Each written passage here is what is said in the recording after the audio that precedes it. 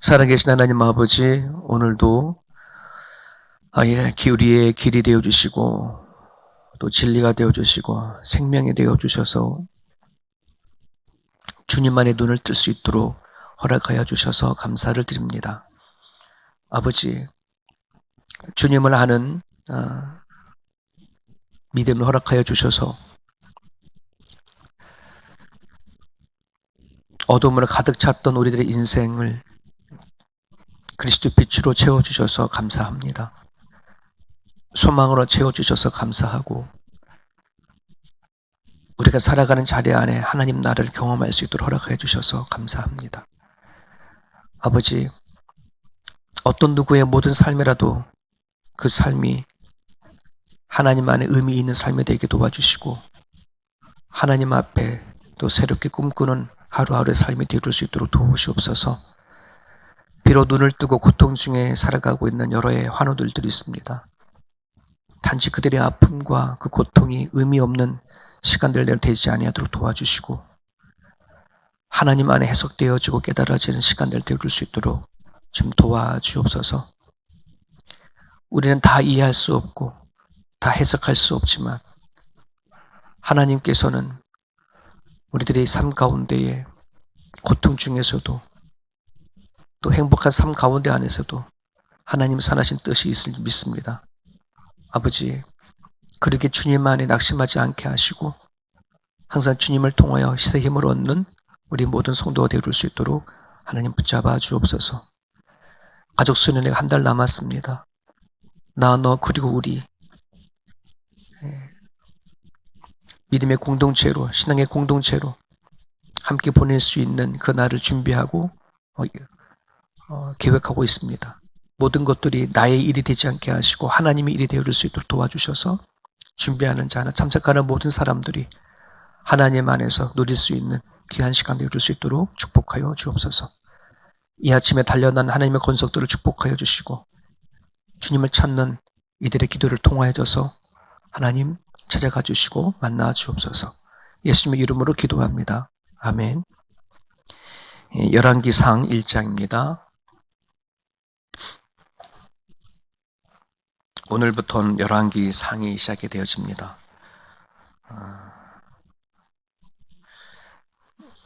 오늘 본문이 열왕기상 1장 1절에서 10절 다윗의 노새함과 아도니아의 야망이라고 되어 있습니다.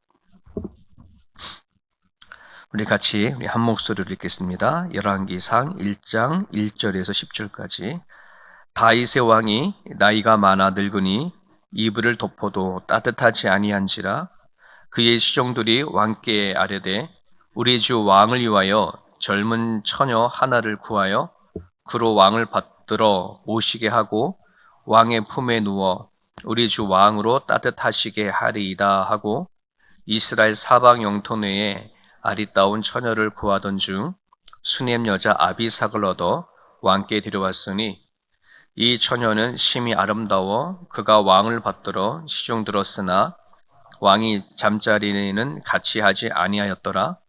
그때에 핫깃의 아들 아도니아가 스스로 높여서 이르기를 내가 왕이 되리라 하고 자기를 위하여 병거와 기병과 호위병 50명을 준비하니 그는 압살롬 다음에 태어난 자요 용모가 심히 준수한 자라.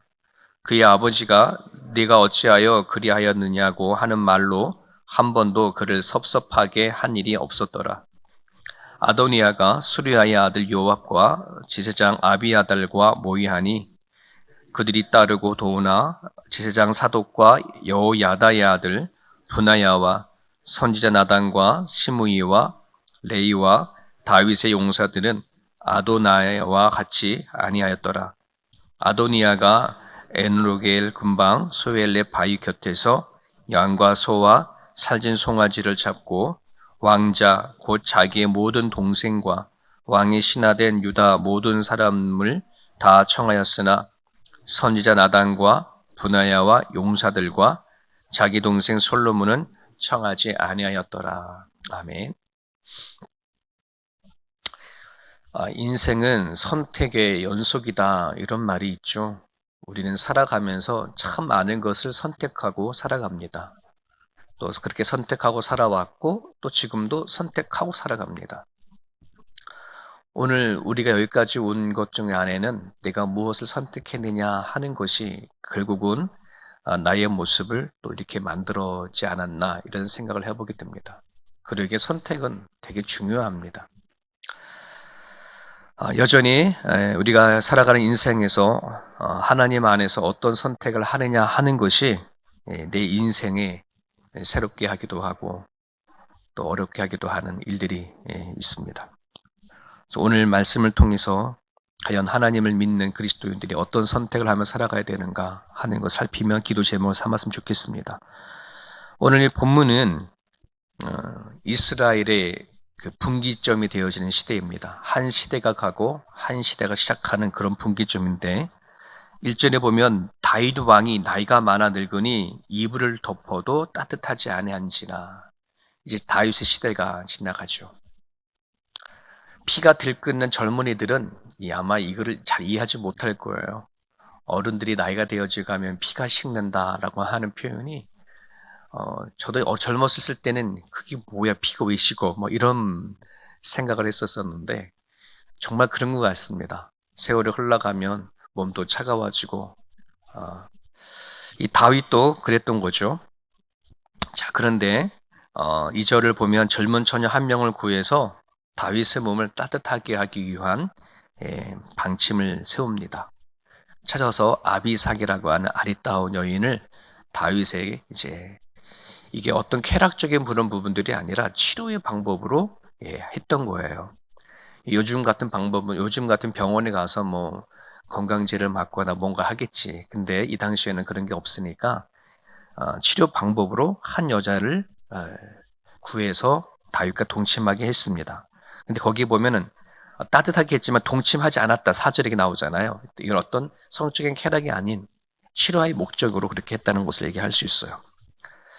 자, 이 모든 정황을 보면은 다윗의 시대가 저물어가고 새로운 시대가 등장했다라고 하는 그 분기점을 아는데 이때에 제일 중요한 게 이제 후계자를 누가 세울 거냐라고 한다는 것입니다.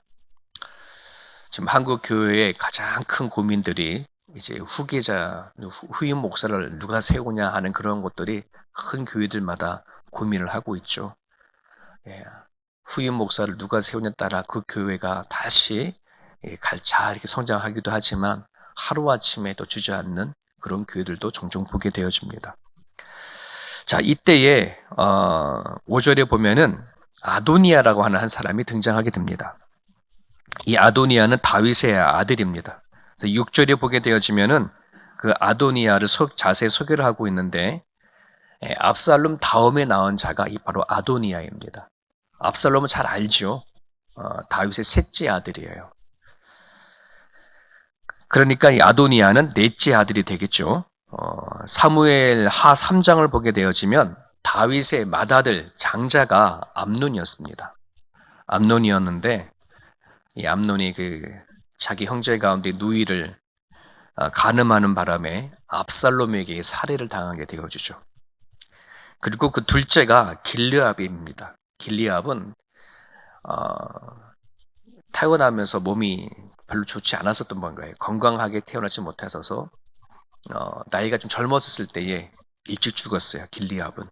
그리고 셋째가 압살롬. 여러분들이 잘 알다시피 요압과 이제 같이 반란을 일으켜서 결국은 죽음을 당하게 되어졌죠. 잠깐 다윗의 아들의 살아있는 아들 중에 서열상 첫 번째가 되어지는 아들이 바로 이 아도니아였습니다. 아도니아가 오늘 등장할 요 무렵 안에는 자기 형 첫째, 둘째, 셋째는 다 죽고 자기 넷째가 이제 서열상 1위였는데 최형이나 용모가 되게 준수했다라고 얘기를 합니다. 다윗의 아들 중에 가장 많이 닮은 아들이 아도니아라고 얘기를 하죠. 한 번도 아버지를 섭섭하게 한 사람도 없었고 정말 왕이 되기에는 아주 퍼펙트한 그런 사람입니다. 스펙도 좋았고 완벽하게 준비되어져 있는 사람인데 자, 그래서 7절을 보게 되어지면 군대 장관 요압, 그 당시에 다윗의 오른팔 역할을 하는 권력을 장악했던 사람 요압이 그리고 제사장인 아비아달, 제사권의 가장 가지고 있는 최고자, 어떤 이스라엘의 영적인 부분들을 담당하는 최고자가 바로 아비아달입니다. 권력과 그 당시에 어떤 종교적인 신앙적인 부분들을 오른쪽 왼쪽을 다 누구를 선택했냐면 아비아달을 선택을 한 거예요. 왜 이런 선택을 하냐 그러면 아비아달만큼 완벽한 그런 걸 갖춘 자가 없었다고 한다는 것을 판단했기 때문에 그렇습니다.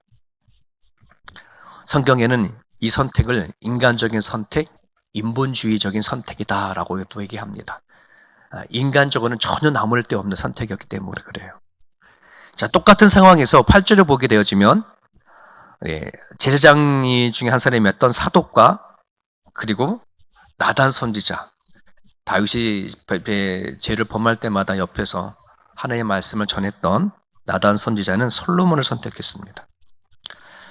정황상 보면은 이건 되게 위험한 선택입니다. 대다수의 사람들이 아도니아로 넘어갔는데 사독과 나단은 소수이거든요. 그래서 되게 위험했고 비합리적이었고 어찌 정치적으로 바라보면 전혀 꽝이었다라고 볼 수 있을 정도로 그렇게 잘못 선택한 것처럼 보입니다. 하지만 사독이나 나단 선지자는 인간적으로 보는 게 아니라 하나님의 관점에서 지금 보고 있다는 것입니다. 이것이 되게 중요한 선택입니다. 우리는 살아가다 보면 이런 선택의 분기점 안에서 과연 세상 사람들이 바라보는 인간적인 관점에서 선택할 것인가? 아니면 하나님의 시각으로 바라볼 것인가?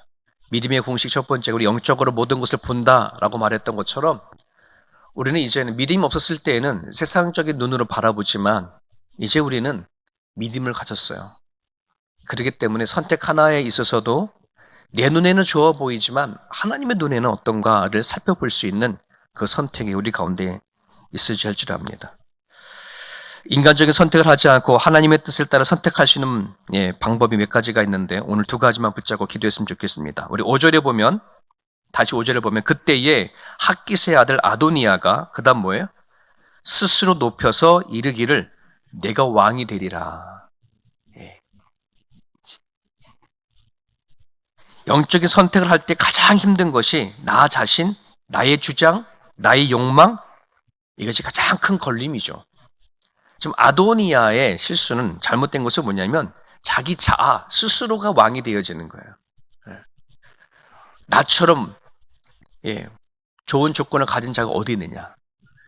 혈통상으로도 이제 아도니아가 제일 장자 역할을 하고 있는 거고 생긴 것도 그렇고 마음도 그렇고 스펙도 그렇고 얻은 것 하나 왕으로서 부족함이 없는 그런 존재인데 근데 5절에 보면은 계속해서 반복되어지는 아도니아의 컨셉은 뭐냐면 스스로 이런 말입니다. 남이 높이는 것이 아니라 자기 자신을 높이는 것입니다. 내가 왕이 되리라? 내가 스스로 왕이 되겠다 뭐 이런 거겠죠. 그죠? 여기서 찾을 수 있던 것이 아도니아 마음에는 자기가만 있고 하나님이 없습니다. 하나님에 대한 관심이 없는 겁니다. 내가 앞서가고 내가 영광을 보고 내가 가득한 인생이 되었기 때문에 그렇습니다. 노래 그런 말이 있죠. 내 안에 내가 너무나 많아. 막 이런 가시나무의 노래처럼 우리가 하나님의 바른 선택하는데 가장 큰 걸림이 되는 게 내 자아예요. 자아. 여러분 내려놓음이라는 말을 알죠? 우리 청년들 어제 모임에도 이 내려놓음이 뭐냐 같이 토론하고 이야기 나눴는데 여러분 이 내려놓는다고 한다는 것은 결국은 내가 인정받고자 하는 그 욕구를 내려놓는 것과 같아요. 우리는 왜 죽도록 일을 하고 죽도록 공부하고 죽도록 뭐 하려고 하느냐? 인정받기 위해서. 인정받기 위해서. 사람들 앞에 인정받고 또 가족들한테 인정받고 그래야지 나에 대한 존재가 드러나게 되기 때문에. 하지만 하나님을 믿는 사람은 하나님이 인정해주면 되는 거지. 하나님이 사랑하면 되는 건데 하나님을 통해서 그 인정과 사랑을 받지 못하면 내 스스로 나를 인정받기 위해서 우리는 자꾸 하나님이 원하지 않는 걸 붙잡고 살아간다는 거죠. 그만큼 내려놓음이 힘든 거예요. 어떤 사건이 터지면 하나님을 보지 않고 나의 힘, 나의 방법으로 나가려고 합니다. 그러니 기도가 되겠습니까? 기도할 그 시간이면 계산기 한번 더 두드리는 것이 우리들의 모습이죠. 그러나 하나님을 만난 바울은 바울도 어떻게 보면 그가 가지고 있는 스펙은 되게 많습니다. 배운 것도 많고 가진 권력, 돈, 그 어떤 것으로도 바울은 수많은 것을 자랑할 수 있었지만은 그가 고백하죠. 내가 나된 것은 하나님의 은혜로 된 것이다 라고 고백했던 그 모습들. 오늘 내 자아를 내려놓아야 결국은 바른 선택을 할 수 있음을 여러분들이 기억하시고, 우리는 여전히 또 다른 선택을 계속해야 하고 살아가야 되어지는데, 그때마다 내 자아를 중심 보는 게 아니라 하나님 안에서 바라볼 수 있으면 좋겠습니다. 또 하나를 찾으라 그러면은 여러분, 나단인과 사독은 솔로몬을 선택했다고 합니다. 왜 선택했을까? 전혀 눈으로 봤었을 때는 아도니아 편에 서는 것이 맞았어요. 어떻게 이들은 이 어려운 상황 가운데 솔로몬 편에서 설 수 있었을까? 그는 하나님의 마음을 알았기 때문에 그래요. 하나님의 심정을 읽어낼 수 있었기 때문에 그렇습니다. 사무엘하 12장에 보면은 다윗이 솔로몬을 낳았을 때에 이야기가 등장하는데, 여러분 솔로몬의 엄마가 누구예요? 밧세바죠. 네. 다윗이 밧세바와의 불륜을 저지른 이후에 낳은 아들은 죽게 되어지죠. 여러분, 나단 선지자가 다윗에게 가가지고서는 비유를 하나 이야기를 하면서 어떤 가난한 사람에게 양 한 마리가 있었는데 부자의 사람이 그 양 한 마리 뺏어가지고 다른 손님을 대접했는데 어떡할까요? 그랬더니 다윗이 열받아가지고 뭐라 그랬어요? 그 가져간 사람 다 뺏어서 4배나 갚아줘야 된다라고 이렇게 하잖아요. 다윗이 말했던 것처럼 우리야 한 사람의 목숨 하나 때문에 다윗은 4명의 아들을 잃게 되어져요. 첫째, 둘째, 셋째, 암논과 길리압과 아까 말했었던 압살롬 셋째가 죽고 밧세바 아기까지 죽었어요. 딱 4명이 다 죽은 거예요. 자, 그리고 나서 낳은 아들이 솔로몬이에요. 그러니 다윗에겐 솔로몬이 얼마나 귀하겠어요. 하나님께서도 솔로몬이 나왔었을 때에 다윗이 솔로몬을 각별히 사랑하는 것을 보고, 그리고 하나님도 그 솔로몬에게 당신이 솔로몬을 사랑한다는 마음을 뭘로 표현했냐면 나단 선지자를 보내가지고 솔로몬에게 다른 하나의 이름을 또 주죠. 솔로몬의 다른 이름이 여디디야예요. 여디디야는 하나님의 사랑을 입은 자라고 한 뜻이에요. 밧세바의 첫째 아들은 불륜으로 인해서 죽음을 당했지만은 다윗의 회개하고 하나님 앞에 자복하고 회개한 이후에 얻은 아들이 솔로몬인데 사랑을 다시 회복한 거. 그래서 여디디야라 하는 이름을 주죠. 이뿐만 아니라 사무엘하 7장 12절에 보면은 나단 선지자가 하나님 앞에 말씀을 듣고 다윗을 찾아가가지고 말했던 말씀이 하나 있어요. 너 수완이 차서 내 조상들과 함께 누울 때에 내가 내 몸에서 내 씨를 내 뒤에 세워 그 나라를 견고하게 하리라 하는 예언적인 말씀을 했어요. 하나님은 나단 선지자를 통해서 너가 늙어서 너 수완이 다 차서 죽을 때에 너 후계자가 너의 씨로 나올 거다. 이 예언을 받을 때는 이미 아도나이는 태어난 상태예요. 그리고 솔로몬은 태어나지 않은 상태였고, 그러니 이미 태어난 아도니아가 아니라 장차 태어날 너의 아들을 통해서 왕을 자리를 견고히 세우겠다라고 하는 이거를 나단 선지자는 알고 있었어요. 그러니 나단 선지자나 사독이나 지금 상황은 아도니아 편으로 갔지만 하나님은 이미 다윗을 통해져서 그 다음 후계자가 누군지를, 그가 솔로몬인 것을 알았다는 거예요. 이것이 핵심이죠. 하나님의 마음을 알고 하나님의 뜻을 알고 그래야지만 뭐 한다는 거예요? 올바른 선택을 할 수 있어요. 오늘날 우리 시대에는 구약 시대와 같지 않아서 어떤 선지자를 통해서 그때그때의 직통 계시를 주는 것이 아니지만 오늘 우리는 이미 성경을 통해서 하나님의 뜻과 하나님의 계획을 다 밝히셨어요. 그렇기 때문에 오늘 하나님의 말씀을 통해서 하나님의 마음을 읽어내야 되고 하나님의 마음의 심정을 우리가 알 수 있어야 내가 살아가는데 올바른 선택을 할 수 있음을 기억했으면 좋겠습니다. 자녀를 키우고 키워오신 여러분들, 자녀들에게 어떤 배우자를 만나냐, 어떤 직장을 갈 거냐, 어떤 가정을 이룰 거냐, 여러 가지의 수많은 선택들이 되게 많거든요. 그때에 하나님의 마음을 읽을 수 있기를, 하나님의 마음으로 여러분 선택해 갈 수 있기를 이 아침에 기도해 주셨으면 좋겠습니다.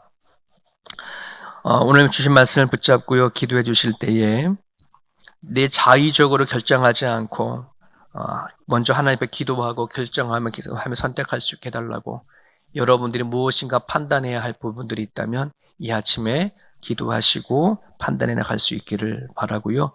하나님의 마음, 하나님의 뜻, 하나님의 의도를 알 수 있게 해달라고 이 아침에 기도해 주시면 좋겠습니다.